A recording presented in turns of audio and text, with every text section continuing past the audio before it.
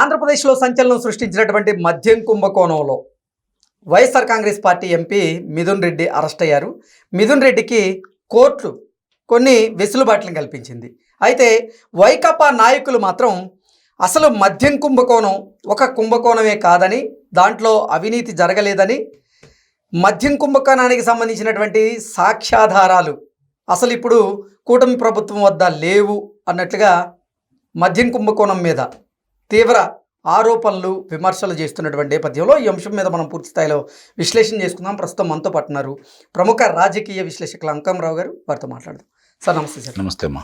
మద్యం కుంభకోణంలో మిథున్ రెడ్డి అరెస్ట్ అయ్యారు. ఆయనకి కోర్టు కొన్ని వెసులుబాట్లు అయితే కల్పించింది. అయితే మద్యం కుంభకోణం గురించి వైకాపా నాయకులు మాత్రం భిన్నాభిప్రాయాలను వ్యక్తం చేస్తున్నారు. అసలు అది కుంభకోణమే కాదు, దాంట్లో అవినీతి జరగలేదు, అసలు దానికి సంబంధించినటువంటి సాక్ష్యాధారాలు ఇప్పుడు ఆంధ్రప్రదేశ్ ప్రభుత్వం దగ్గర లేవు అన్నట్లుగా కొంతమంది మాట్లాడుతూ ఉన్నారు.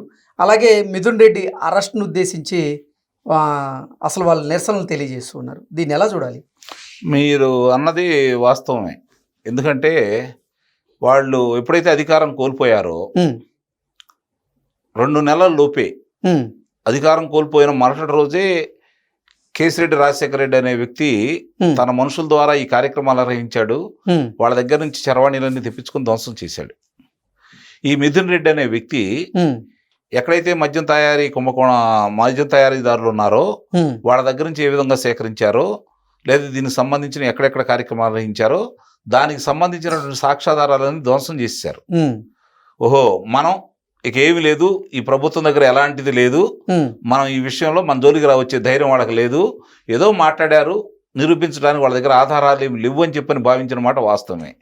కానీ ఈ సాంకేతిక పరిజ్ఞానంతో హైదరాబాదు నగరంలో 6 నేలమాళికలు, అలాగే హాల్మార్క్ సంబంధించి ఆయన నివాసానికి దగ్గరలో ఒకటి, 7 నేలమాళికల ద్వారా ఎక్కడ ఏ విధంగా చేశారు, వచ్చిన ధనం ఎంత, లెక్కలన్నీ కూడా మిథున్ రెడ్డికి అప్పచెప్పి మిథున్ రెడ్డికి అప్పచెబితే మిథున్ రెడ్డి ఈ కార్యక్రమాలన్నీ ఎలా సరిచేశాడు, దాంట్లో చెవిరెడ్డి భాస్కర్ రెడ్డి ఎలా సహకరించాడు, ఏ విధంగా విదేశాలకు పంపించాలి, ఏ విధంగా చేయాలనే దాని మీద బాలాజీ గోవిందప్పకి ఏ విధంగా అందజేశారు, ఈ మామూలుగా ధనుంజయ రెడ్డి కావచ్చు, లేకపోతే అక్కడ ఉన్నట్టు ఓఎస్టీడీ కృష్ణమోహన్ రెడ్డి కావచ్చు, వాళ్ళ అధికారాన్ని అడ్డం పెట్టుకుని ఏ విధంగా బెదిరించారు, ఈ విషయాలన్నీ కూడా ఈరోజు ఒక్కొక్క విషయాలు బయటకు వస్తున్నాయి. ఎవరెవరితోటి మాట్లాడారు.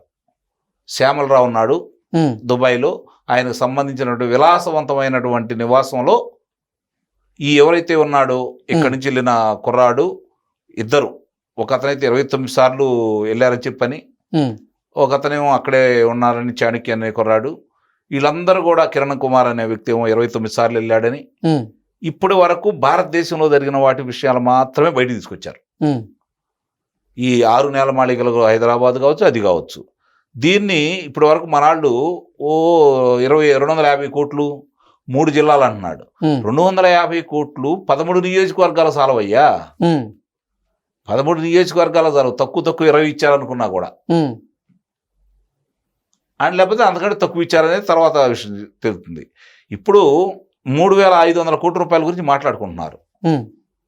ఈ 3,500 కోట్ల రూపాయలు కూడా మద్యం కుంభకోణం చేసినటువంటి దాంట్లో భాగంగా మద్యం తయారీదారుల నుంచి ముడుపులు తీసుకున్నటువంటి ధనం మాత్రమే. మద్యం అమ్మకాలలో దీనికి సంబంధం లేదు, ఇది ఒకటి గుర్తించాలి. ఎందుకంటే మద్యం అమ్మింది వాళ్లే కదా, బయటళ్ళు కాదు కదా, ప్రభుత్వమే కదా నడిపింది, వాళ్ళ మనుషులే కదా అక్కడ ఉంది, వాళ్ళ కార్యకర్తలే కదా నియమించింది, దానికి లెక్కపత్రాలు లేవు కదా, దానికి సంబంధించిన నగదు రహితంగా అయితే చేయలేదు కదా, నగదు మాత్రమే తీసుకున్నారు కదా. కాబట్టి ఇక్కడేం జరిగింది, ఇప్పుడు వాస్తవాలన్నీ బయటకు తీసుకొచ్చారు. ఈ 3,500 కోట్ల రూపాయలు ఎవరి దగ్గర అయితే ముడుపులు తీసుకున్నారో 10% నుంచి 20% వరకు ఆయా సంస్థల నుంచి, దీనికంటే ఇంకా ఘోరాతి ఘోరమైంది ఏంటంటే ఇంకా విషయాలు కూడా పొద్దున బయటికి రావాలి, వస్తాయి కూడా భావిస్తున్నాను. మామూలుగా మద్యం తయారు చేయాలి అంటే 16 సార్లు వడపోత చేస్తారంట, వివిధ రకాలకు సంబంధించి. ప్రక్రియ చాలా పెద్దది. 2 సార్లు మాత్రమే వడపోత వేసేసి మద్యాన్ని అందించారు. రెండోది కాకి లెక్కలు చాలా చెబుతున్నారు, మాకేం సంబంధం లేదని మాట్లాడుతూ ఉన్నారు. ఏ సంబంధం లేకుండానే ఇంతమంది అధికారుల్ని న్యాయస్థానం ఆధారాలు చూయించకుండా న్యాయస్థానం ముందు ఇన్నిసార్లు వాళ్ళు వెలుసుబాటు కావాలని చెప్పి న్యాయస్థానాలు తలుపు తడుతూ ఉంటే తిరస్కరిస్తాయా? ఇతను మిథున్ రెడ్డి అనే అతను ఆ పార్టీకి సంబంధించి లోక్సభలో ఆ పార్టీకి సంబంధించినటువంటి నాయకుడు.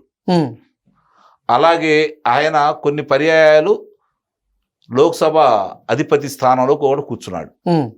ఇది మర్చిపోకూడదు కదా. మరి ఆ స్థాయి వ్యక్తిని అదుపులో తీసుకున్నారు అంటే న్యాయస్థానాలు ప్రశ్నిస్తాయి కదా.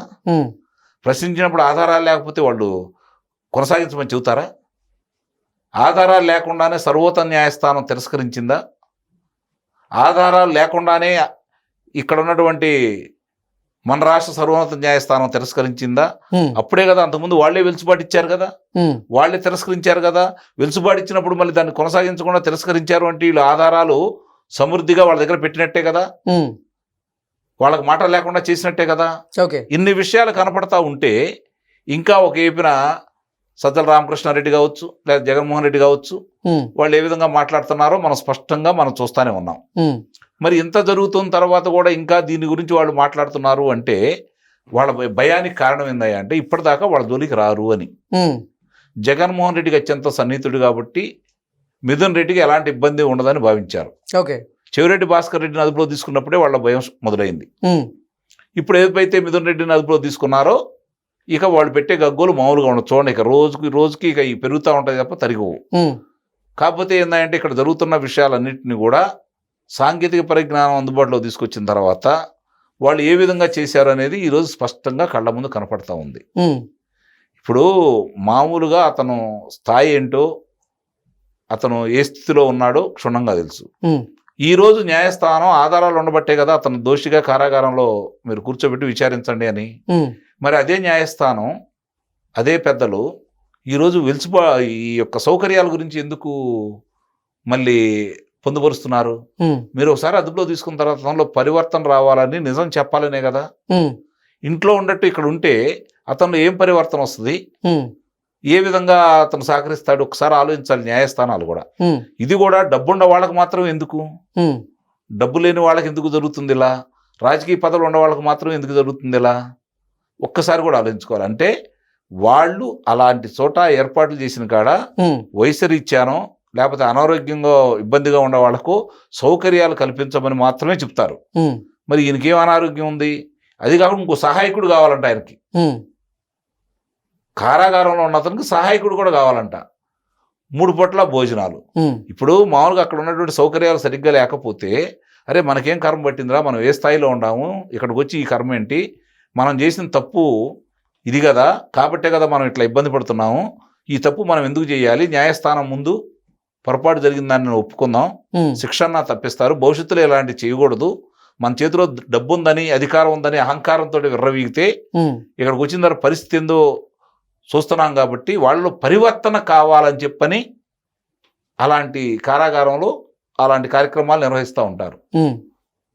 అయినా సరే వాళ్ళకి అన్ని సౌకర్యాలు ఏర్పాటు చేసిన తర్వాత వాళ్ళలో పరివర్తన ఎలా వస్తుంది, ప్రభుత్వానికి ఎలా సహకరిస్తారు, విచారణ సంస్థలకు ఎలా సహకరిస్తారు, సహకరించరు కదా. ఇది న్యాయమూర్తులు కూడా ఒకసారి ఆలోచించుకోవాలి. అన్నప్పుడు అతను అక్కడ దాకా ఎందుకు తీసుకెళ్లాలా? ఇంతమంది వాహనాల్లో తీసుకెళ్లి రాజమండ్రి వెళ్ళి తీసుకుని వచ్చి మళ్ళీ విచారణకు పిలిపించుకునే దానికంటే పక్కనే ఉన్నటువంటి 5 నక్షత్రాల పలహారశాలలో ఆయన కూర్చోబెడితే సరిపోయింది కదా, ఏ గొడవ ఉండదుగా. ఇది ఆలోచించుకోవాలి.